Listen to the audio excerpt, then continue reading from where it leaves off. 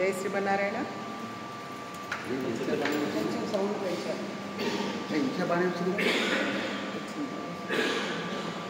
Stand పెట్టుకోలేదు.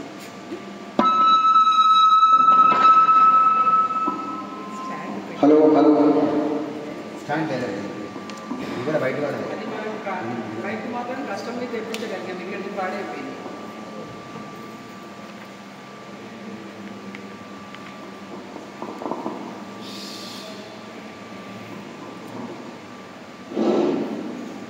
జై శ్రీమన్నారాయణ. సభాయ నమః. ఆపదామపహర్తారం దాతారం సర్వసంపదాం లోకాభిరామం శ్రీరామం భూయో భూయో నమామ్యహం. మనోజవం మారుతతుల్యవేగం జితేంద్రియం బుద్ధిమతాం వరిష్టం వాతాత్మజం వానరయూతముఖ్యం శ్రీరామదూతం శిరసా నమామి. కాశ్యపాన్వయ సంజాతం నారాయణ పదాశ్రితం శ్రీమన్నారాయణం వందే యతీశ్వర శ్రియాజుషం. రామానుజ దయాపాత్రం జ్ఞాన వైరాగ్యభూషణం శ్రీమద్వేంకటనాథార్యం వందే వేదాంతదేశికం. ఓం అస్మద్గురుభ్యో నమః. ఆచార్య నిర్మాణాధియే శరణం.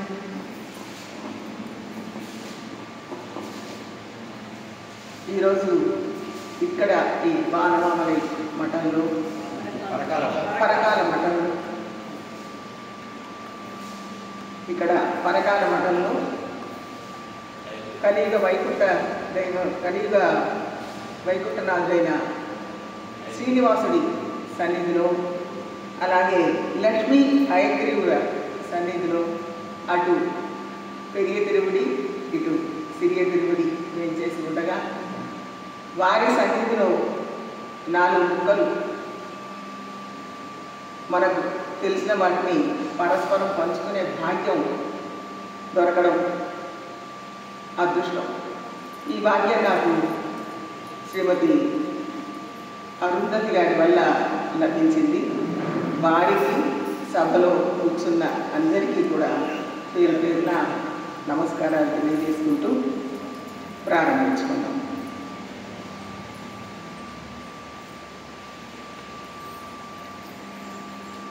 ఇవాళ ఇక్కడ నాకు నియమించిన విషయం వేదాంత దేశికుల అవతారం, వారి ఔన్నత్యం, దాని తర్వాత వారు ఆవిష్కరించిన శతాధిక గ్రంథాలలో శిరోధార్యమైన పాదుకా సహస్రంలో కొంచెం పరిచయం స్థానికులాగా న్యాయంగానే చూడగలుగుతాం తప్ప వారి గ్రంథాలను ఆమూలాగ్రం పరిశీలించే శక్తి మనకు తక్కువ, సమయం అంతకంటే తక్కువ. కాబట్టి స్థానికులాగా న్యాయంగా వారు ఇలా చెప్పారు అని కొంచెం తెలుసుకోవడానికి ప్రయత్నం చేద్దాం. వేదాంత దేశికుల వారి అవతారమే ఒక విశిష్టమైంది, ప్రత్యేకమైంది. వారి తల్లిగారు తండ్రి గారు ఇద్దరు కూడా రామానుజులు ఏర్పాటు చేసిన 74 సింహాసనాధిపతుల వంశస్థులు. రామానుజుల వారికి కిడాంబియాచనని వంట చేసి పెట్టే ఒక స్వామి ఉండేవారు. వారికే ప్రణతాత్మకుడు అని ఇంకొక పేరు. వారు వేదాంతాల్లో మంచి దిట్ట. అలాంటి వారు ఆచార్యుల మీద అపారమైన భక్తి కలిగిన వారు. రామానుజుల వారు శ్రీరంగంలో వేయించేసి ఉన్నప్పుడు శ్రీరంగ దేవాలయంలో కొన్ని మార్పులు చేర్పులు చేస్తుంటే నచ్చని వారు, గిట్టని వారు వారికి విష ప్రయోగం చేయడానికి ప్రయత్నం చేయడం, అది తెలిసి వారు 3 రోజులు ఉపవాసం ఉండడం. ఆ సందర్భంగా తిరుకోటియూరు నుంచి రామానుజుల వారి ఆచార్య తిరుకోటియూరు నమ్మి రావడం, ఇదంతా శ్రోతలందరికీ తెలిసిన కథలే. అప్పుడు వారి ఎండలో ఆచార్య సాష్టాంగ నమస్కరించి, అది ఆచార్య శిష్య ఆచారం అంటారు. ఆచార్యులు చూడగానే శిష్యుడు దండవ ప్రమాణం, దండంలాగా అంటే కర్రలాగా పడితే నమస్కారం చేయాలి. ఆచార్యులు లేని చెప్పిన దాకా లేవాలి. ఎర్రటి ఎండాకాలం, కావేరి తీరం, ఇసుక, అక్కడ తిరుక్కొట్టిన మీరు చూడగానే రామానుజుల వారు సాష్టాంగ పడతారు. ఆయన లెమ్మని చెప్పట్లేదు, చుట్టూ అందరూ చూస్తున్నారు. ఈ ప్రణతాతులకి ఆవేశం వచ్చేసింది. ఏమి శిష్యాచారం అయ్యా, చక్కటి పువ్వుని ఎండలో వేసి మాడుస్తావా అని గబుక్కని వారిని అమాంతం ఎత్తుకొని దాని మీద పడుకోబెట్టుకుని తను తీసుకొని పడుతున్నారు. వెంటనే తిరుపూటి అన్నారు, మీలాంటి వారి కోసం చూస్తున్నారు అని ఇద్దరు చెప్పి, మీ దేహం మీద ఏ శిష్యుడికైతే శ్రద్ధ ఉందో, ప్రేమ ఉందో, వారి చేతిగా మీదుగా వంట చేయించుకొని మీరు ఇంకా ఒక చోటే, సన్యాసులకు శాస్త్రం ఏం చెప్తుందంటే 5 గృహాల్లో భిక్ష తీసుకోవాలి, ఏకముక్తం, ఒక పూట భోజనం చేస్తారు. ఇక నుంచి మీరు ఇట్లా కండవద్దు, ఇక్కడే ఉండి ఏకముక్తంగా ఈ మఠంలోనే మీరు చేతి వంటను మాత్రమే స్వీకరించండి అని నియమించి వెళ్ళారు. అంటే అంతటి ఆచార్య ప్రపత్తి గల వంశం కిడాంబియాచార్య. ఆ కిడాంబియాచార్య వంశంలో 4వ తరంలో అవతరించిన వారి కుమారులే మన వెంకటనాథులోని వేదాంత దేశికుడు. తోతాంధ్రబ్బ అని వారి తల్లిగారి పేరు. అంటే 4వ తరంలో గౌరీప్రియ. అట్లానే అనంత దీక్షితులు అనే వారి పౌత్రుని అనంత సూర్యానికి ఈ అమ్మాయిని ఇవ్వడం వల్ల ఆయన కూడా 74 సింహాసనాధిపతుల్లో ఒకరు. అంటే ఇరువైపులా కూడా రామానుజుల వారి ఆశీస్సులు ఉన్నాయి. 2 కుటుంబాలకి ఇద్దరినీ కూడా 74 సింహాసనాలతో ఒకగా నియమింపబడ్డవారు. కాబట్టి వేదాంత దేశికుల వారికి అంతటి ప్రజ్ఞా పాఠం ఉండడంలో ఆశ్చర్యం లేదు, ఉంటుంది ఖచ్చితంగా. అంటే పరంపరగా పెద్దలు ఏదో ఈ రోజుల్లో మనం ఏంటి కిలో 10 కిలో డబ్బు సంపాదించి పిల్లలకి ఇస్తాం. ఇది కాదు సంపద. సంపద అనే జ్ఞానం పదిరాగి వారికి పరంపరగా వచ్చింది. అది ఒక ఎత్తు. అది కాక వీరి వివాహం తర్వాత కొంతకాలం సంతానం లేకపోవడం వల్ల శ్రీనివాసుడిని సేవించుకోవడానికి తిరుమలకు వెళ్తే ఆ రోజు అక్కడ పడుకున్నప్పుడు ఆ గౌతాద్రపకు ఒక స్వప్నం వచ్చింది. శ్రీనివాసుడి గంట తన గర్భంలో ప్రవేశించినట్టుగా ఒక కలగంట. అందుకనే వారి గంట ఒక అంటే ఇటు భగవంతుడి కృప, అటు ఆచార్యుల కృప పరిపూర్ణంగా ఉండడం వల్ల వెంకటనాథుడు అంత గొప్పవారు అయ్యారు. అంటే వారి పుటకి ఒక విశేషమైనది. అది కాక వారి మేనమామ రామానుజాచార్య, మేనమామ పేరు రామానుజాచార్య, అప్పుళ్ళారు ఇంకొక పేరు వారి. వారే వీరికి ఆచార్యులు కూడా. 5 ఏళ్ల ప్రాయంలో ఈ పిల్లవాడికి అంటే వెంకటనాథుడికి 5 ఏళ్ల ప్రాయం అప్పుడు అప్పుళ్ళారిని తీసుకొని దీనికి కంచికి వెళ్ళారు. అక్కడ ఎడాపురం వాళ్ళు శ్రీభాష్య వ్యాఖ్యానం చెప్తున్నారు. ఆ రోజు వారి మంగళాశాస్త్రి ఉండాలి అని వారి దగ్గరికి తీసుకెళ్ళారు. తీసుకెళ్తే ఈ పిల్ల పెద్ద ఆచారం పెద్దవాళ్ళు ఎవరు కూడా మనలాంటి వాళ్ళు కాదు. వాళ్ళలో మనం సహస్రం కాదు, దేనికి పనికిరాని వాళ్ళం. అట్లాంటి వారు ప్రవచనాలు చెప్తుంటే అసలు దేనికి కథలు, కేవలం ఆ చెప్తున్న విషయం పరమాత్మకు లీనమై చెప్పేవారు. మనమేదో నేర్చుకుంటున్నాం, వాళ్ళు అలా కాదు, పరమాత్మ వారిలో ఉండి పలికించారు. అలాంటి వారు కదా రెప్పవాల్చకుండా చెప్తారు. అలాంటివి ఈ పిల్లవాడిని చూడగానే ఆపేశారు. శ్రీభాష్య ప్రవచన ఆపేశారు. ఎవరి పిల్లవాడు అంటే తేజోమూర్తిగా విరాజిస్తున్నాడు ఈ పిల్లవాడు. చూడగానే ఎవరి పిల్లవాడు అని అప్పుడు అని అడిగారు. నా మేనల్లుడు అని చెప్పగానే ఆయన శ్రీభాష్య చెప్తూ ఆపాను అని వెంటనే ఎక్కడ ఆ కాలం ఎదుర్కొన్నాడు. అప్పుడు ఈ పిల్లవాడు అందించాడు. శాస్త్ర యోనిపాత్ అనే దగ్గర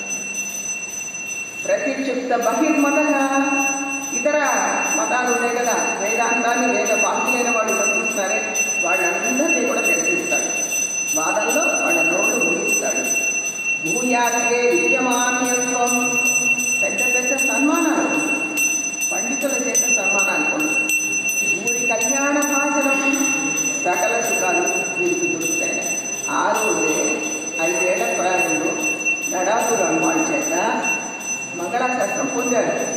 అది ఆజీవనం వారికి కొనసాగింది. అంటే అది వారికి ఉండేది, కానీ మీరు అప్పుడే దర్శించగలిగారు.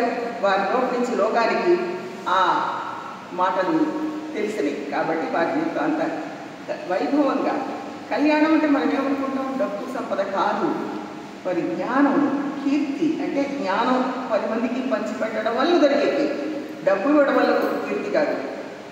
అలాంటి జ్ఞానం, వైరాగ్యం వారి ఆజీవనం సాగింది. దానికి కారణం వారి అవతారం. దాని తర్వాత ఇలాంటి పెద్దల చేత మంగళాశాసనం చేయబడడం, ఇవన్నీ కూడా కారణంగా పెద్దలు చెప్తారు. వింశత్యబ్దే విస్తృత నానా విద్య, 20 ఏళ్ల ప్రాయంలో సకల శాస్త్రాలను అధిగమించారు. అది సామాన్య విషయం కాదు. వేదం, వేదాంతం, ఉపనిషత్తులు వీటన్నింటినీ కూడా 20 ఏళ్ల ప్రాయంలోనే అధిగమించడం అంటే ఏదో పుస్తకంలో ఫలానా పుస్తకంలో ఉండి తీసి చూపిస్తా కాదు. ఆ పుస్తకాలన్నీ అవన్నీ వారి మేధలో విడిపోతాయి. అంతగా వారు అంగీకరించారు. సరే, తర్వాత వివాహం, ఆ తర్వాత దివ్యక్షేత్రాలని సంచారం చేయడం, అధ్యాపనం చేయడం, శిష్యులకు శాస్త్ర విషయాలు చెప్పడం, ఇలా సాగుతుంది. అనేక గ్రంథాలు రచించారు, శతాధిక గ్రంథాలు. ఇప్పుడు మనకు దొరుకుతున్నవే 120 దాకా ఉన్నాయి. ఇంకా ఆలభ్యం ఎన్ని ఉన్నాయో మనకు తెలియదు. 4 భాషల్లో రాశారు: సంస్కృతం, ప్రాకృతం, ద్రావిడం, మణిప్రవాళం. మణిప్రవాళం అంటే తెలిసే ఉంటుందనుకుంటాను శ్రోతలకు. మణి ప్రవాణం, మణి అంటే సంస్కృత పదం, ప్రవాణం అంటే ద్రావిడ పదం. ఈ రెండింటినీ గురించి, ఎందుకంటే ఆ రోజుల్లో కేవలం మన సాంప్రదాయంలోనే ఈ మణి ప్రవాణం ఉంది. దానికి కారణం ఏంటంటే ద్రావిడంలో ద్రావిడ వేదం ఉంది, సంస్కృతంలో వేదాలు ఉన్నాయి. కాబట్టి వ్యాఖ్యానాలు రాసేటప్పుడు సంస్కృతంలో 4 అక్షరాలు అట్లా 4 అక్షరాలు వస్తాయి, ద్రావిడంలో 1 అక్షరం. ఆ భేదం చూపించడం కోసం పదాలన్నీ, అంటే నామవాచకాలు ఇవన్నీ ఏమో సంస్కృతం, ప్రత్యయాలన్నీ ద్రావిడం. అలాగా ఆ రోజుల్లో గ్రంథాన్ని రచించారు. దాన్ని మణిప్రవాళ భాష అంటారు. ఆ భాషలో కూడా మీరు చాలా గ్రంథాన్ని వెలిగించారు. వీరికి లేని బిరుదులు లేవు, వీరికి బిరుదు ఇవ్వని వారు లేరు. ముఖ్యంగా విద్వత్ పరిషత్తులో, శ్రీరంగంలో పెద్ద విద్వత్ పరిషత్తు ఉండేది ఆ రోజుల్లో. వాళ్ళు కవితాత్మిక సింహం అని బిరుదునిచ్చారు. శ్రీరంగనాథుడు వేదాంతాచార్య అని బిరుదునిచ్చారు. శివాశైలి పాదుకా సహస్రం సమర్పించున్నాడు. శ్రీరంగనాథుడు ముగిసిపోయి స్వతంత్రులు మీరు అని. ఇంతకంటే వాళ్ళు లోకంలో లోతుగా ఇచ్చే గురువులని విలువ దేనికి పట్టుకొస్తాయి. రంగనాథుడు రంగనాథుడు వారి ముద్దు పెట్టరు. అందుకనే వారి పాదుక మీద 1008 శ్లోకాలు రాయగలిగారు. వీరికి 48వ ఏట పుత్రభాగ్యం కలిగింది. వారి పేరు వరదాచార్యులు, కుమార వేదాంతాచార్యులు కూడా అంటారు. వారు తండ్రికి తగ్గ తండ్రికి ఏమాత్రం తీసుకోలేదని, అది కదా సంపద. పిల్లల్ని అందరం కంటాం, ఆ పిల్లలు కూడా అంత జ్ఞానం పొందినప్పుడు కదా సంతోషించాలి. అలాంటి సంతానాన్ని మీరు పొందగలిగారు. ముఖ్యంగా మన ఆచార్యులు, పూర్వాచార్యులు కేవలం శాస్త్ర అధ్యయనం చేయడం, అధ్యాపనం చేయడం దీంట్లో ఆగిపోయింది. ఇది ప్రమాణాన్ని రక్షించడం, ప్రమాదం కూడా రక్షించుకోవాలి కదా. ప్రమాణం అంటే శాస్త్ర గ్రంథాలు, ప్రమాత అంటే పరమాత్మ. ఎవరి గురించి చెప్పబడిందో వారి ప్రమాత, వారి రక్షణ కోసం కూడా వేదాంత దేశులు కృషి చేశారు. అది ఎలాగంటే 1327లో మాలికాపర్ అనేవాడు శ్రీరంగంలో దేవాలయం మీద దాడి చేసినప్పుడు ఎక్కడెక్కడ ఆచార్యులందరూ అక్కడ కూడి ఒక సభ చేసి ఎలా మీరు మన పెరుమాళ్ళను, మన గ్రంథాన్ని పరిరక్షించుకోవాలని ఆలోచించి 3 గోష్ఠులుగా ఏర్పాటు చేశారు. ఒక గోష్ఠి పిళ్ళై లోకాచార్యుల నాయకత్వంలో ఉత్సవమూర్తులు తీసుకొని దూరంగా వెళ్ళిపోవడం, అంటే వారిని పరిరక్షించడం. రెండవ గోష్ఠి శృత ప్రకాశిగా రచయితలైన రత్న భట్ట వారి ఆధ్వర్యంలో దేవాలయాన్ని, అంటే మూలమూర్తులందరికీ రాతి తెరలు సమర్పించి, అక్కడ ఏమీ లేదు అన్నట్టుగా రాతి తెరలు సమర్పించి దేవాలయ పరిరక్షణ చేయడం కోసం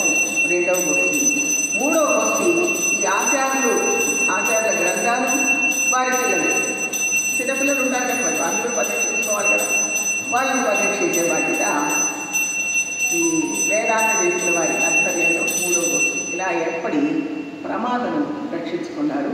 అందులో వీరు ముఖ్యంగా సుదర్శన భట్టర్ వారు అనుగ్రహించిన శృత ప్రకాశిక గ్రంథాన్ని ఆ రోజున తాళపత్ర గ్రంథం ఒకటి పోతే మళ్ళీ రాయడం సాధ్యం కాదు.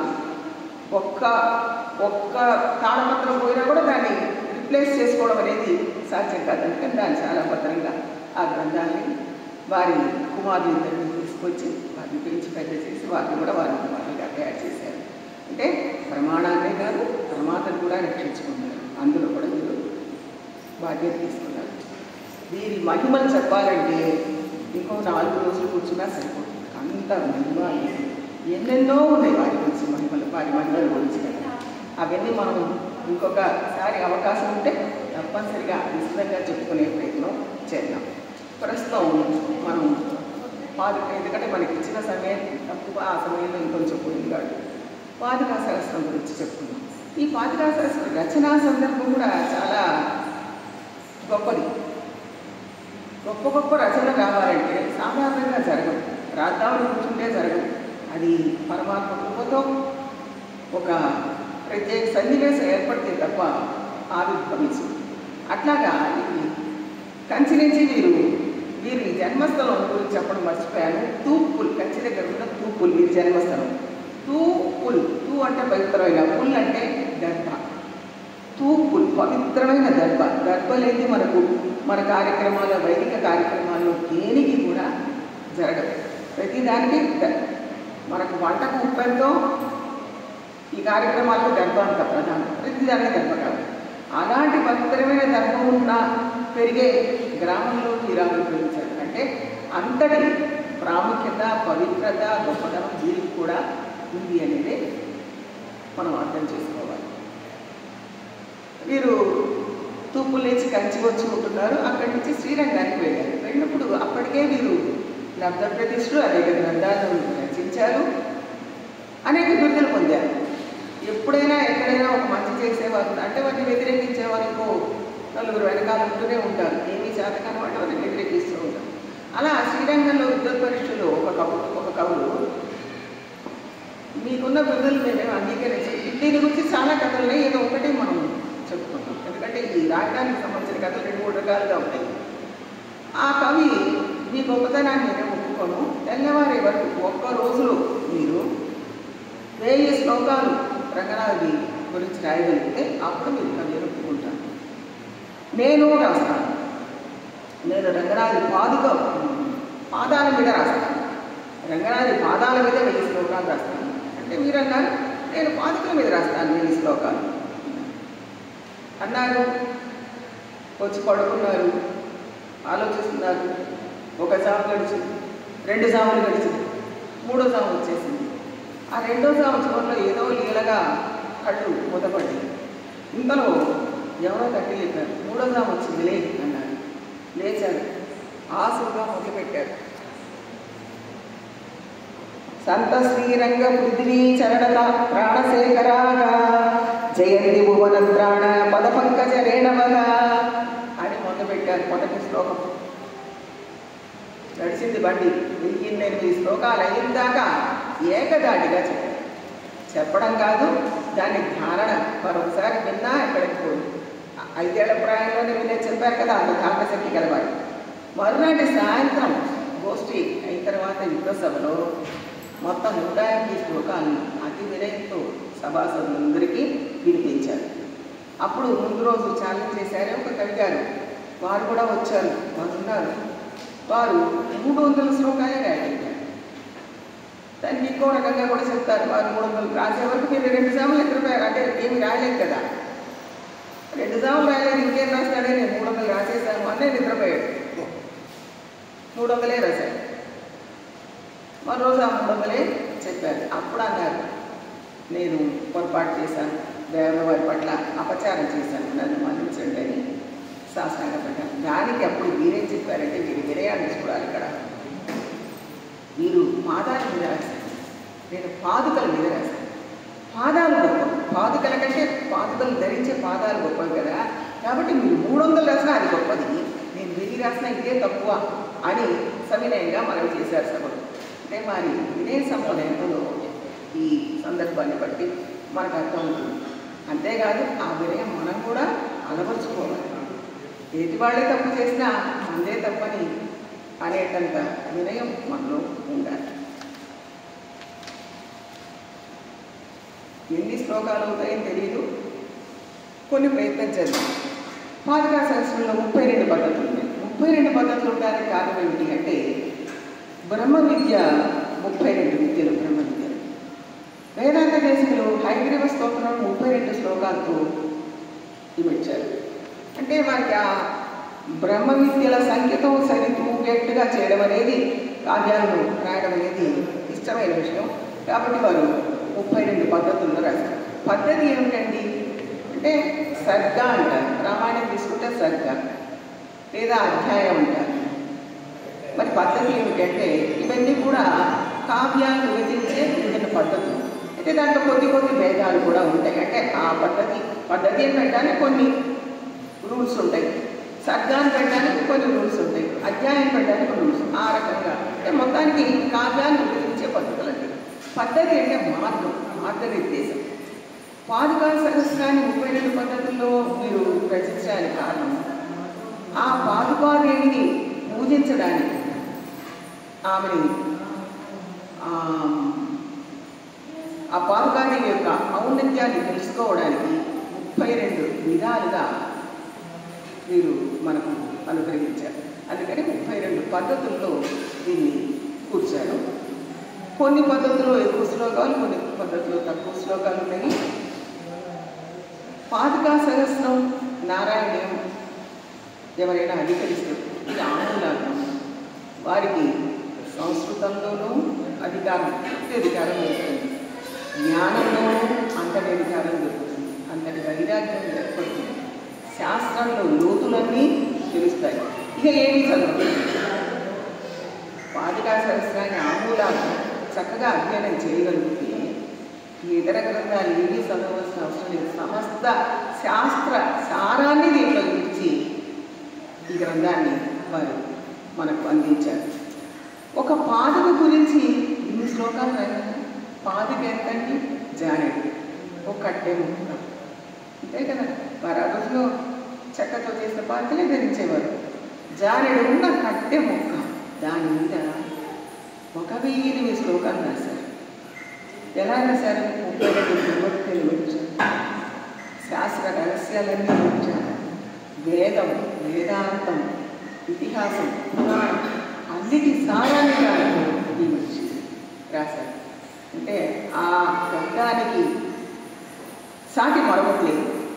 అందుకనే వారే శతాధిక గ్రంథాలు రాసినప్పటికీ వాటన్నిటికీ తలమానికం పాదుకా సహస్రం అంటారు. అడిగాను ఈరోజు ప్రస్తావించదలుచుకుంది 6వ పద్ధతి, అధికార పరిగ్రహ పద్ధతి. ఎందుకని అధికార పరిగ్రహ పద్ధతి అంటే అది మనకు శక్తిని ఇస్తుంది. అందుకని అధికార పరిగ్రహ పద్ధతిని స్వీకరించడం జరిగింది. మొదటి పద్ధతి ప్రస్తావ పద్ధతి, దాంట్లో 20 శ్లోకాలు ఉన్నాయి. రెండవది సమాఖ్య పద్ధతి, దాంట్లో 10 శ్లోకాలు ఉన్నాయి. మూడవది ప్రభావ పద్ధతి, దాంట్లో 70 శ్లోకాలు ఉన్నాయి. నాలుగవది సమర్పణ పద్ధతి, దాంట్లో 20 శ్లోకాలు. ప్రతి ప్రస్తావన పద్ధతిని 5వది, దాంట్లో 20 శ్లోకాలు. ఇది 6వ పద్ధతి, అధికార పరిగ్రహ పద్ధతి, 40 శ్లోకాలు ఉన్నాయి. ఇలాగా ఒక్కొక్క ఈ విభజన కూడా కారణాలు ఉన్నాయి. ఈ పద్ధతిలో ఇన్ని శ్లోకాలే ఎందుకు ఉండాలి అనే దానికి కూడా కారణాలు వారు చెప్పారు. అదంతా మనకు ఎక్కువ అవుతుంది కాబట్టి అంతవరకు తెలుసుకుందాం. ఈ అధికార ఒక్కొక్క పద్ధతి అధికరించడం వల్ల దాన్ని నిత్యపారాయణగా తీసుకోవాల్సిన గ్రంథం, నిత్యపారాయణ చేయాల్సిన గ్రంథం. నిత్యపారాయణ చేయడం వల్ల ఒక్కొక్క ఫలశ్రుతి చెప్పారు. ఇది చేస్తే ఇది ఫలితం, ఇది చేస్తే ఇది ఫలితం. అట్లా అధికార పరిగ్రహ పద్ధతి నిత్యానుసంధానం చేసిన వారికి మంచి శక్తి వస్తుంది. శక్తి అంటే శరీరానికి కాదు, మేధస్సుకి, మనసుకి, మెదడుకి శక్తి వస్తుంది. ఏ కార్యమైనా శక్తి ఉంటేనే కదా ఏ కార్యమైనా మనం చేయగలిగేది. అలాంటి శక్తినిచ్చేది అధికార పరిగ్రహ పద్ధతి. ఆదిస్తే పాదుకా సామేయస్య సాకేతవాసిభిః అన్వయ వ్యతిరేకాభ్యామన్వమీయత వైభవం అని మొదటి శ్లోకం. ఇందులో అధికార పరిగ్రహ పద్ధతులు 6వ పద్ధతిలో మొదటి శ్లోకం. దీంట్లో ఏంటి, పాదుకాదేవి కోసల దేశ అధికారి అని చెప్తున్నారు. ఛత్రం ధారయత క్షిప్ర మార్గపాదాం గోమతౌ ఆభ్యాం రాజ్యే స్థితో ధర్మః పాదుకాభ్యాం గోమమ. తీసురండి తొందరగా చామరాలు తీసురండి, పాదుకాదేవి నా గురువు అని భరతుడు ఆరాటపడ్డాడు. ఎక్కడ చిత్రకూటంలో ఎప్పుడైతే రాముడు పాదుకలు ఇచ్చాడో వెంటనే తల్లి ముగ్గురు తల్లుల్ని వాళ్ళకి ఎక్కించి పంపించేసి వీటిని తన శిరస్సు మీద ధరించి అయోధ్యకు వచ్చాడు. వచ్చేటప్పుడే వాళ్ళు ఇది ఛత్రం తీసుకురండి, చామరాలు తీసుకురండి, పాదుకాదేవి. ఇది పాదుక అంటే ఏదో ఒక చెప్పులు కాదు, ఇది రాముడు ధరించిన పాదుకలు, రాముడితో ఎప్పుడూ ఉండే పాదుకలు. రాముడు భగవంతుడు రామాచార్యాలని లోకాన్ని ఉద్ధరించమని అవతరింపజేశాడు. ఎందుకు చేశాడు? ఆదిశేషాంశ. రామాంశుడు మనవడమాములు ఆదిశేషాంశ అంటే తనతో నిరంతరం ఉండేవారికే తన గురించి తెలుస్తుంది, దాన్ని లోకంలో ప్రతిష్ఠించగలుగుతారని వారు పలుకారు. అలానే పాదుకలు ఆయన వదిలిపెట్టనే ఎప్పుడు ఆయనతోనే ఉంటాయి. ఆయన పాదాన్ని రక్షించేది కదా, కాబట్టి వాటిని రాజ్యపాలన చేయమని భక్తుడికి ఇచ్చారు. అంత గొప్పవి. రాముడు ఒక్కడు పూజనీయుడు, రాముడి పాదుకలు 2 పూజనీయులు. ఆ 2 పాదుకలు ఒకటి ఎక్కువ ఒకటి తక్కువ కాదు. ఇంకొక మెట్టు పైకెళ్తే రాముడి కంటే కూడా రాముడి పాదాలు రక్షించే పాదుకలే గొప్ప. కాబట్టి వాటికి చక్రం పట్టాలి, చామరం వేయాలి, భద్రపీఠం ఏర్పాటు చేయాలి, సింహాసనం అధిష్ఠింప చేయాలి ఆరాటపడుతూ ఈ శ్లోకంలో అన్నాడు. రాముడిని పాదుకలు ఆశ్రయించి ఉన్నాయి, రాముడు విరుగు. రాముడిని పాదుకలు ఆశ్రయించినంతకాలం రాముడు విరుగుగా ఉన్నాడు. పాదుకలు భక్తుడికి ఇచ్చాడు, రాముడు దండకారణ్యంలో ప్రవేశి వనవాసి అయిపోయాడు, దండకారణ్యంలో ప్రవేశించాడు. పాదుకలు భక్తుడి చేతికి వచ్చినాయి, భక్తుడి శిరస్సు మీదకి వచ్చినాయి. ఈయన విడిపోయాడు అంటే ఈయన రాజ్యాన్ని వెళ్ళాడా, ఇష్టపడలేదు కదా, అయాచితంగా వచ్చిన రాజ్యం కూడా వద్దనుకున్నాడు కదా. అంటే ఆయన ఏళ్ళ రాజ్యం, కొత్త సామ్రాజ్యం, భాగవత గోష్ఠిని, భాగవతుల్ని భాగవతులు కైంకర్యం చేసే సామ్రాజ్యం ఆయన దొరికింది భక్తుడు. అసలు అధికారి ఎవరు? పాదుకాది. రాజ్యాన్ని ఏలింది ఎవరు? పాదుకాది. అయోధ్యని కోసలి ఏలిందెవరు? పాదుకాది. కాబట్టి ఈ పాదుకలే రాముడి కంటే గొప్పవి. 2వ శ్లోకంలో మోచిత స్థిర చర నయత్నతః కోసలాన్ జనపదాం సుపాస్మహే యేషు కాంశ్చన బభూవ వత్సరాన్ దైవతం ధనుజవైరి పాదుకా. పాదుకాదేవి కోసల ప్రజలందరికీ ఆరోగ్యించాలి. అటు దశరథుడు స్వర్గానికి వెళ్ళిపోయాడు, ఇటు రాముడు అడవికి వెళ్ళిపోయాడు, భరతుడు నాకు రాజ్యం వద్దన్నాడు. కోసల ప్రజలు అల్లాడిపోయారు. రాజు లేకుండా రాజ్యం ఉంటుందా? ఉంటే ఎవరు ఉద్యోగస్తులు వాళ్ళ వాళ్ళు అధికారం లేకపోతే సరిగా సక్రమంగా జరగదు. శత్రురాజులు ఇదే సమయం కదా, ఇదే అదనం కదా విజృంభిస్తారు అని అందరూ అల్లాడిపోయారు. అటువంటి సమయంలో వాళ్ళని రక్షించింది ఎవరు? పాదుకాదేవి. ఆమె అనొచ్చు కదా, పాదుకని ఇక్కడ స్త్రీ రూపంలోనే వర్ణించారు. నేను రాముని వదిలి రాను అన్నదా అనలేదు. ఆమె కూడా భాగవతోత్తమురాలు కాబట్టి రాముడు ఆజ్ఞను పరిపాలించింది. వెళ్ళు భర్తతో అంటే సరే అని భర్తతో వచ్చింది. ఆమె వచ్చి ఆ భద్రపీఠాన్ని అధిష్ఠించడం వల్ల కోసల ప్రజలు నిశ్చింతగా ఉన్నారు. రాజు లేని లోటు తీరింది. కాబట్టి వీళ్ళందరికీ ఆ పాదుకలు ఆదరించారు. సామ్రాజ్య సంపదివ దాసజనోచితాత్వం రామేణ సత్యవచన భరతాయ దత్త సత్వాం నివేశ్య చరణావని భద్రపీఠే పృథ్వీ బుభుజే చ యశో విభూతిం. భక్తజనులు సేవించడానికి అనుకూలంగా భద్రపీఠాన్ని అధిష్ఠించి ఈ కోసల దేశ ప్రజలు 14 సంవత్సరాలు పాదుకాదేవిని నిష్టగా తపస్సులాగా పూజించారు. భగవంతుడు అనేక అవతారాలు చేశాడు. ఏ అవతారంలో కూడా ఎవరిని ఆయన వెంట తీసుకెళ్ళలేదు. కృష్ణావతారంలో చూసాం, ఎవరిని తీసుకెళ్ళిపోయి ఎంతో ప్రయత్నం చేశాడు, ఒక్కళ్ళు కూడా ఆయన వెంట రాలేదు.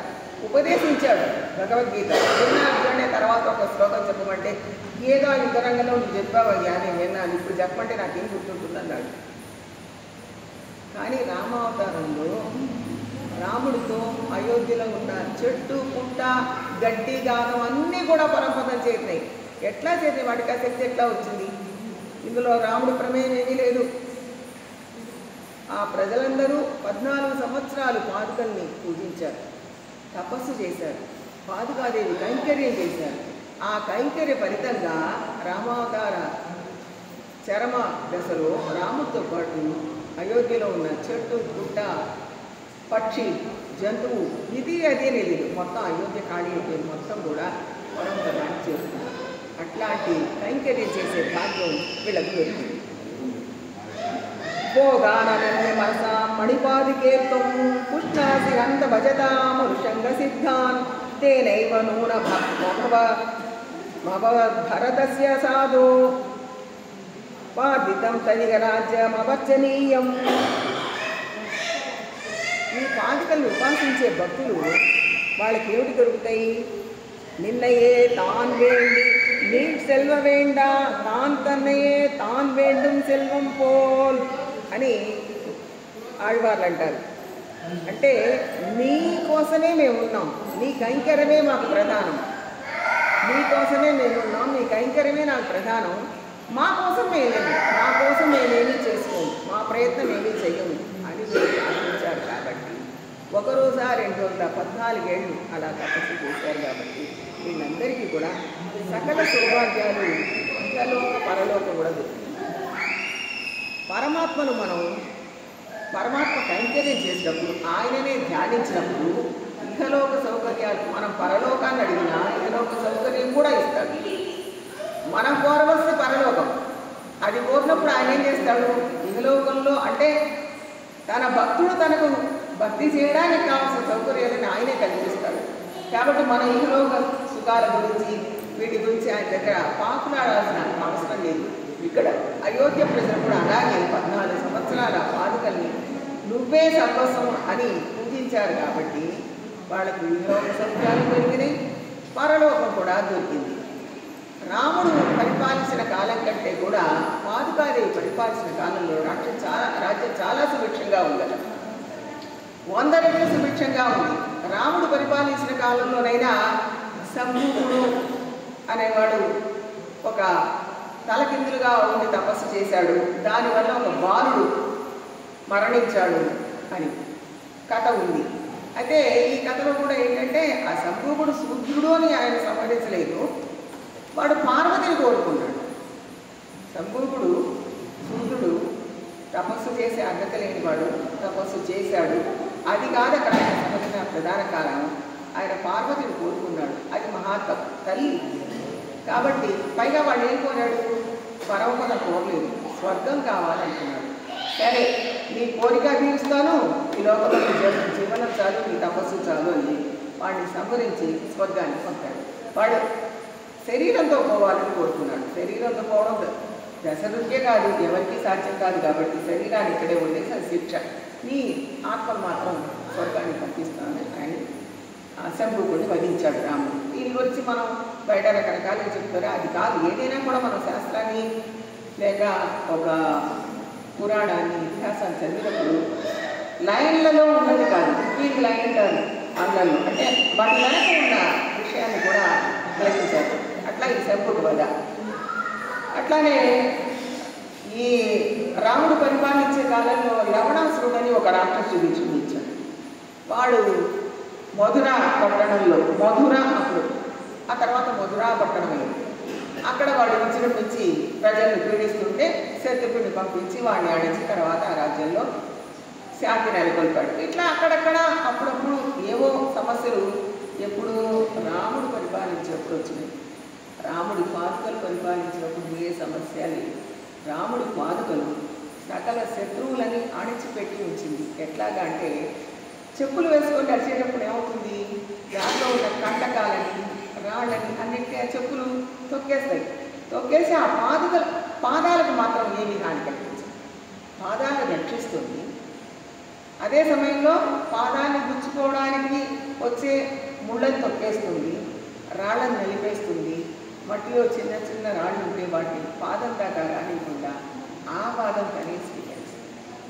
అలాగే రాముడి పాదుకలు పరిపాలించిన 14 ఏళ్ళు ఏ శత్రువు దగ్గరికి రానియకుండా చేసింది రాముడి పాదుకలు. అందుకనే రాముడి కంటే కూడా రాముడి పాదుకలు పరిపాలించిన 14 ఏళ్ళు కోసల దేశ ప్రజలు చాలా సుఖంగా ఉన్నారు. గుండెల మీద చేయి వేసుకొని నిద్రపోవడం అంటారు, తలుపులు తాళాలు లేకుండా నిద్రపోవడం అంటారు. అంటే ఇది అంత ప్రశాంతంగా ఉంటుంది అని అర్థం. రామ ప్రయాణ జనితం యపనీయ శోకం రత్నాసనే స్థితిపతి మణిపాదరక్షే పృథ్వీ నిజేన యశసా వీతోత్తరీయా మేఘాతపత్ర జలకాం భవతి వితేనే. ఈమె ఏకాతపత్రం వ్రతాన్ని ఆచరించింది. ఎవరు? పాదుకాదేవి. ఏకాతపత్రం వ్రతం ఏమిటి అంటే, పాదుక అంటే సంచలనం చేయాలి, సంచరించాలి. కాళ్ళుంటే నడుస్తుంటాం, పాదుక అంటే సంచరిస్తూ ఉంటుంది. అట్లాంటిది భద్రపీఠ మీద కదలకుండా కూర్చుంది ఎన్నాళ్ళు? 14 సంవత్సరాలు. భరతుడు అసిధార వ్రతంలో ఉన్నాడు. అంటే రాముడు ఎప్పుడు వస్తాడు, ఈ రాజ్యాన్ని అప్పటిదాకా సంరక్షించాలి, ఆయన ఇచ్చిన పాదుకలను సంరక్షించాలి, పాదుకాదేవి ఆధీనంలో ఉండాలి, ఆమె చెప్పినట్టుగా రాజ్యాన్ని పరిపాలించాలి అని ఆయన అసిధార అంటే 2 వైపులా ఉన్న కత్తి మీద ఆయన నడుస్తున్నాడు. అంటే ఇందులో ఎక్కడైనా పొరపాటు రాకూడదు, ఏ లోపం రాకూడదు, అసిధార వ్రతంలో ఆయన ఉన్నాడు. ఈమె ఏకాశి వ్రతంలో ఉంది. ఈమె ఏకాశి వ్రతంలో ఉండడం లోకం సుభిక్షంగా ఎక్కడా కదలేదు, అక్కడే కూర్చుంది. ఆ భద్రపీఠ మీదే వేంచేసి ఉంది. ఎప్పుడు భరతుడు అక్కడ వేంచేపు చేశాడో మళ్ళీ రాముడు వచ్చాక ఆ బాధను తీసి ఇచ్చిన దాకా అక్కడి నుంచి కదలలేదు. అదేమిటి? ఆ స్వభావానికి విరుద్ధం. పాదుక అంటే సంచరించాలి, ఆ సంచారం చేయకుండా వ్రతంలో ఉండి సంచరిస్తే ఎంత చేస్తుందో అంత చేసింది. సంచారం చేయకుండా ఉండి సంచరించినప్పుడు శత్రువులను అడగదొక్కడం, హితులను దగ్గరికి తీసుకోవడం, ఇలాంటి దేశ అభివృద్ధికి ఏమేం చేయాలో, ప్రజల శాంతి సౌఖ్యాలకు ఏం చేయాలో అవన్నీ ఏకపీఠం మీద కూర్చొని చేసింది అని ఆ ఔన్నత్యాన్ని ఈ శ్లోకంలో దేశికులు మనకు వినిపిస్తున్నారు. రామాజ్ఞాయ అరవతి పరిగృహ్య రాజ్యం రత్నాసనం లఘుపురోచితమాశ్రయంతి శుద్ధాం పదావని పునర్భవతి వితేనే స్వాతంత్రలేశ కలుషాం భరతస్య కీర్తిం. పాదుకాదేవి భరతుడికి పారతంత్ర హాని కలగకుండా చేసింది. ఇది గొప్ప విషయం. భరతుడు పరతంత్రుడు, లక్ష్మణుడు శేషుడు. పారతంత్ర్యానికి శేషత్వానికి మన శాస్త్రంలో చాలా ప్రాముఖ్యత ఇస్తారు. ఆ తేడా కూడా శేషుడు ఆయన చెప్పినట్టే ఉంటాడు, ఆయన ఆధీనంలో ఉంటాడు, కానీ తన ఇష్టానుసారంగా కైంకర్యం చేస్తాడు. అయోధ్యలో ఉండు లక్ష్మణ, ఉండదు, నీ వెంటే వస్తాడు. సీతను కాపాడు లక్ష్మణ, ఆమె తిట్టగానే ఏం పక్కకు పోయి కాసేపు అక్కడ కూడా నిలబడచ్చు. స్త్రీ సహజ దుఃఖంతో అన్నది భర్తకే ఆపగా ఆయన గుంతలు అదే వరకు ఆ కోపంలో ఏదో ఒక మాట తూలితే మాత్రం కోపం వచ్చి వెంటనే వెళ్ళిపోవాలా? ఏ చెట్టు చాటున ఉండి గమనించి వచ్చి అక్కడికి ఏమన్నా వస్తున్నారా, గీతకి ఏమన్నా ఆపకు తలపెడుతున్నారా? చేయలా, గీత గీసారు, వెళ్ళిపోయారు. అంటే కావాల్సిన కార్యం అలా ఉంది కాబట్టి అలా నడిపించారు. అంటే అదేంటి, ఒకరు చెప్పిన దాని ప్రకారం నడుచుకోకుండా కొంచెం స్వతంత్రం, నాకు నచ్చినట్టుగా నీ కైంకర్యం చేస్తాను అన్నాడు శేషత్వం.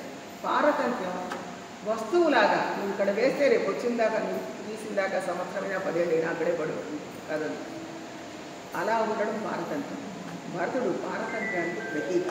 కాబట్టి ఆయన పారతంత్ర్యం చెడకుండా కాపాడింది ఎవరు అంటే పాదుకాదేవి. ఎట్లాగా? ఈయన రాజ్యం వద్దన్నాడు, ఆయన రాజ్యం వద్దన్నాడు, రాముడు రాజ్యం వద్దని పితృవాక్య పరిపాలన ఆయన అడుగు వెళ్ళిపోయాడు. భరతుడు ఈ మనువంశంలో ఇక్ష్వాకు వంశంలో పెద్దవాడు తప్ప మూడవాడు రాజ్యం ఇవ్వడానికి అడుగు కాదు, నాకు ఈ రాజ్యం అక్కర్లేదు, అయాచితంగా రుద్ర కూడా వదిలేశాడు, నాకు అక్కర్లేదు. తల్లి రాజన్నని పిలిస్తే సిగ్గుపడిపోయాడు, ఏడ్చేశాడు, నన్ను రాజన్న అంటావా? మరి ఈ పాదుకాదేవి వచ్చి మరి ఆ రాజ్యాన్ని ఎవరు పరిపాలించాలి? పాదుకాదేవి వచ్చి పరిపాలిస్తాం వలన ఆయన వ్రతం చెల్లింది. ఆయన పితృవాక్య పరిపాలన చేయగలిగాడు, అడవికి వెళ్ళిపోయాడు. దేవతల కోరిక నెరవేర్చడం కోసం, శత్రు సంహారం చేయడం కోసం రాముడు వెళ్ళిపోయాడు. భరతుడు తన పారతంత్ర నిష్ట చెడకుండా ఉండడం కోసం పాదుకాదేవి ఈ సింహాసనం అధిష్ఠించి 14 ఏళ్ళు పరిపాలించింది. కాబట్టి పాదుక ఇద్దరికీ కూడా మేలు చేసింది. భరతుడికి, రాముడికి ఇద్దరికీ మేలు చేసింది. పౌలస్త్య వీర వదన స్తబకావసానాత్ పుష్పాణి దండకవనేషు చేతుమిచ్చోః రక్షాదురం ధృతవతి మణిపాదుకే త్వం రామస్య మైథిలసుత సహితే ప్రచారే. పాదుకాదేవి రాజ్యస్వీకారం చేయడం వల్ల దివ్య దంపతులు సీతారాములు హాయిగా వనాల్లో విహరించగలిగారు. రాముడు దేవతల కోరిక నెరవేర్చగలిగాడు.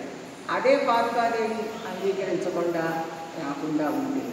భరతుడు రాజ్యం స్వీకరించకపోతే అయోధ్య ప్రజలు అని రాముడు కానీ వెనక్కి రావాల్సి వస్తే మరి ఈ పనులు జరిగేది కాదు కదా. కాబట్టి రాముడు తన కర్తవ్యాన్ని, తన అవతార ప్రయోజనాన్ని నెరవేర్చడానికి కారణం ఎవరు అంటే పాదుక. ఈ విషయాన్ని సామాన్యంగా ఆలోచించేవాడు రామాయణం 100 సార్లు చదివిన వాళ్ళు ఉంటారు. కానీ ఈ ఆలోచన ఇవన్నీ వేదాంత దృష్టిలో వారికి వచ్చింది. ఆ పాదుకకు ఎంత మహిమ అని చెప్పేయటం. వారు కానీ ఈ గ్రంథాన్ని మనకు అందించకపోతే ఇంత గొప్ప విషయాలు ఎవరికి తోచేది కాదు. వారికి కాబట్టి తోచే ఆ విషయాలని. పాదావని ప్రచల చామర బృంద మధ్యే భద్రాసనాస్తరతగా భద్రాసనాస్తరగత భవతీ విరేజే ఆకీర్ణ దివ్యసలిలే కటకే సుమేరో రంభోజినీవ కలహాయిత హంసయూదాః. పాదుకాదేవి ఆ భద్రాసనం మీద ఎట్లా వేయించేసి ఉంది? ఒక కమలంలాగా వేయించేసి ఉంది. కమలం అంటే ఎర్రగా ఉంటుంది. భద్రాసనం మీద తెల్లటి వస్త్రాన్ని పరిచారు, పట్టు వస్త్రాన్ని. అది ఆకాశంలాగా ఉంది, ఆకాశ గంగలాగా ఉంది, అంపోదిలాగా ఉంది, ఆకాశ గంగలాగా ఉంది. దాని మీద పాదుక ఎర్రగా కమలంలాగా ఉంది. అంటే ఆకాశాన్ని భూమిని ఏకం చేసింది ఈ పాదుక. భూమి మీద భద్రపీఠం మీద ఉంది, ఆకాశగంగ వంటి వస్త్రం మీద ఉంది, కమలంలాగా విరాజిల్లుతుంది. అంటే ఆకాశానికి భూమికి ఉన్న సంబంధాన్ని తెలియజేసింది. మాన్యే రఘుద్వపదే మణిపాదుకే త్వాం విన్యస్య విగ్రహవతీమమివ రాజ్యలక్ష్మీ ఆలోలమక్షవలయా భరతో జటావా నాలభ్య చామరమనన్యమనాసీవేషే. భరతుడు పాదుకాదేవిని నిశ్చల చిత్తంతో సేవించాడు. అంటే ఆయన ఏ రోజు రాజ్యాన్ని కోరుకోలేదు. రాముడికి పరతంత్రుడుగానే ఉన్నాడు. రాముడికే కాదు, రాముడి పాదుకలకు కూడా పరతంత్రుడుగా ఉన్నాడు. నిజమైన పారతంత్ర్యం అంటే ఆచార్యులు చెప్పిందే కాదు, ఆచార్యులు ఎవరు చూపిస్తే వాళ్ళకి కూడా దాసులుగా ఉండాలి. ఆచార్యులు దాసులుగా ఉండడం గొప్ప విషయం. ఆచార్యులు ఎవరిని చూపించారో వారికి కూడా, వారు మనకంటే పెద్దవారా చిన్నవారా కాదు. భరతుడు రాముడి తమ్ముడు, ఉత్తరాధికారి. రాముడి తర్వాత రాముడు కాదంటే పరిపాలించాల్సిన ఉత్తరాధికారి. ఇవి పాదుకలు, రాముడి పాదాలకు ఉండే పాదుకలు. కానీ ఆ పాదుకల్ని రాముడి కంటే ఎక్కువగా గౌరవించాడు. అది భరతుడు గొప్ప. నిశ్చల బుద్ధితో సేవించాడు.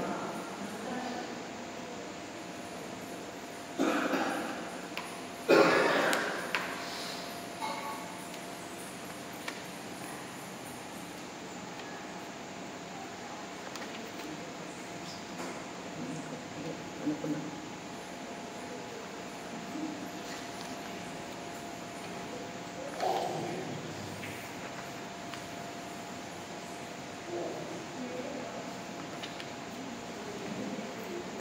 పృథ్వీపతీనాం యుగపతి కిరీటాః ప్రత్యర్థినాం ప్రాణితుమర్థినాంచ ప్రాపుస్తదా రాఘవ పాదరక్షే త్వదీయమాస్థానిక పాదపీఠం. అనుకూలులు ఉంటారు రాజ్యం అన్నాక, ఎవరికైనా ఉంటారు, రాజ్యానికి తప్పనిసరిగా ఉంటారు. ప్రతికూలులు కూడా ఉంటారు.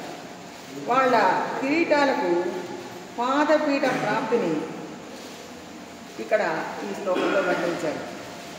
అనుకూలురెవరు, ప్రతికూలురెవరు అంటే సహజ, ప్రాకృత, కృత్రిమ భేదాలతో 3 రకాల వాళ్ళు ఉంటారు. ఎవరు అనుకూలులు 3 రకాలు, ప్రతికూలులు కూడా 3 రకాలుగా ఉంటారు.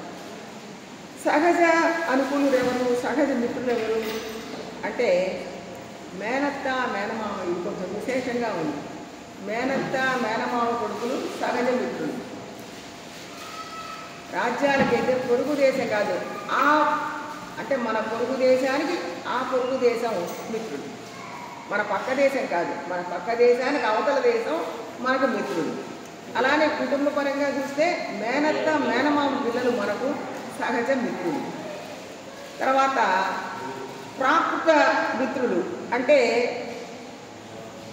ఆ పక్క దేశం వాళ్ళు ప్రాకృత మిత్రులు. కృత్రిమ మిత్రులు అంటే వేరే దేశస్థుడు వాడికేదో సహాయం కావాల్సి వచ్చింది, మన దగ్గరకు వచ్చి సహాయం పొందాడు సామధానాలతో, లేక మనం సహాయం పొందాం. అలాంటి వాళ్ళు కృత్రిమ అంటే ఏదో ఒక అవసరం కోసం వచ్చారు. మన జీవితంలో కూడా అంతే, కృత్రిమంగా వచ్చే మిత్రులు ఉంటారు, సహజంగా వచ్చే మిత్రులు ఉంటారు. మన శత్రువుల మిత్రులు మనకు మిత్రులు, శత్రువులు మనకు మిత్రులు.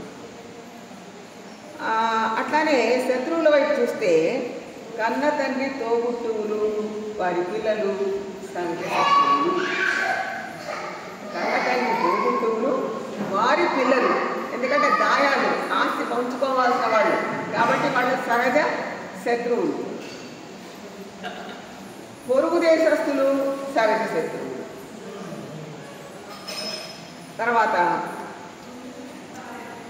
ప్రాకృత శత్రువులు పొరుగు దేశం వాళ్ళు. తర్వాత రాజులు ఎవరైనా మనకు అనుకూలురే కానీ ఒక తప్పు చేశారు మన పట్ల, ఒక అపరాధం చేశారు, దేనికో లాలూచి పడి, వాళ్ళు ప్రాకృత శత్రువులు. అంటే శత్రువుల్లో మిత్రుల్లో కూడా 3 రకాలుగా ఉంటారు. 3 రకాల వారిని పాదుకాదేవి నిగ్రహించింది.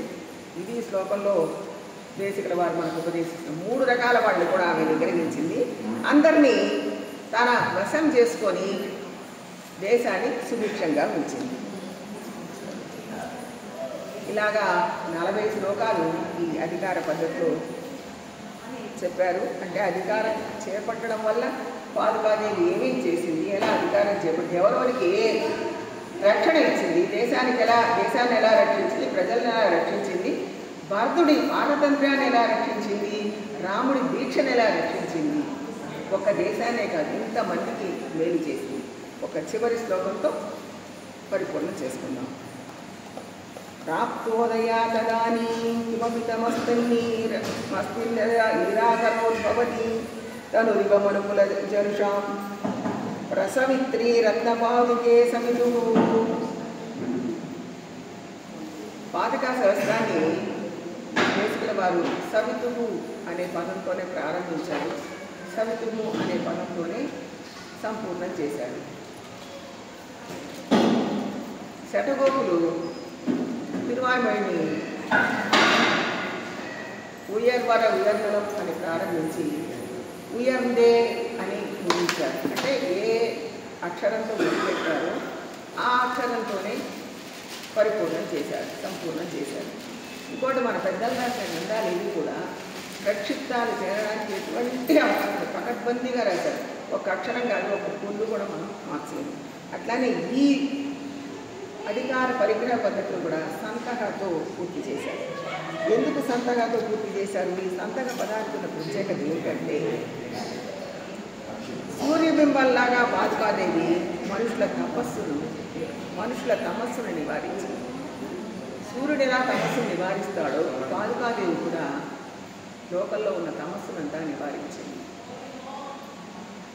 ఈ మనువంశంలో కలిగిన ఒక చిన్న అలజడి ఏమిటా అలజడి? ప్రథమ పుత్రుడై జ్యేష్ఠపుత్రుడైన రాముడికి కాకుండా భరతుడికి రాజ్యం అప్పచెప్పాలి అని కోరుకుంది కైక. అది నెరవేరలేదు, కానీ నెరవేరినట్టు కూడా, ఎందుకంటే ఈ 14 ఏళ్ళు ఆయన పరిపాలించినట్టుగానే ఒక చిన్న అలజడి. అలాంటి అలజడిని పారద్రోలడం కోసము సూర్యభగవానుడు ఇక్ష్వాకు వంశంలో ఇలాంటి అలజడి చెలరేయకుండా ఉండడం కోసము సూర్యభగవానుడే ఇక్కడ చీకటిని పోగొట్టి చేతనులకు చైతన్యం కలిగించి ప్రజలకు వెలుగును ప్రసాదించాడు. దానికి కారణం పాదుకాదేవి. పాదుకాదేవి యొక్క ఆ ప్రకాశం సూర్యభగవానులాగా ఆ రాజ్యాన్ని, ఆ రాజ్య ప్రజలను, రాముడిని, భరతుడిని అందరినీ కూడా రక్షించింది, కాపాడింది అని వేదాంత దేశకులు ఈ అధికార పరిగ్రహ పద్ధతిలో చెప్తూ సంపూర్ణం చేశారు.